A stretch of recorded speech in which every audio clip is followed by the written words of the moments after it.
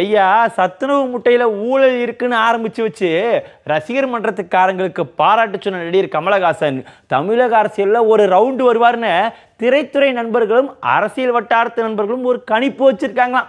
நடிகர் ரஜினிகாந்த் மாதிரி கமலஹாசனும் சிலரோட தனிப்பட்ட சந்திப்பு நடத்தினாரா?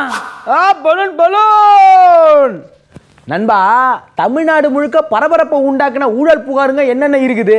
சத்தமே இல்லாமல் மாவட்ட அளவில் இருக்கும் ஊழல் புகார்கள் என்னென்ன, அமைச்சர்கள் மேலே இருக்கும் புகார்கள் என்னென்னு ஒரு பட்டியலை தயார் செஞ்சு வச்சிருக்காங்களாம்.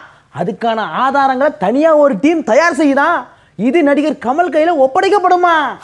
ஐஸ் போலாய்ஸ் தலைவா, வாரத்தில் 2 நாள் தனியார் தொலைக்காட்சிக்கான ஷூட்டிங்கு, அது முடிஞ்சதுக்கு அப்புறம் தான் பாதியில் நிற்கும் படத்தோட பார்ட் 2 ஷூட்டிங்னு பிஸியாக இருக்கும் நடிகர் அப்பப்போ சிலருக்கு அப்பாயின்மெண்ட் கொடுத்து சந்திப்புகள் நடத்துகிறாராம்.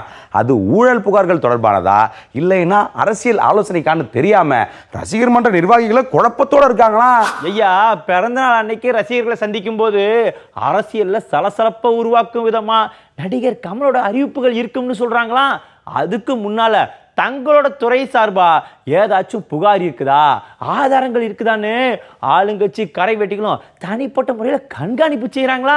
இதெல்லாம் நாங்களாவா சொல்லுதோம், வெளியில் பேசிக்கிட்டுதாங்க ஐயா.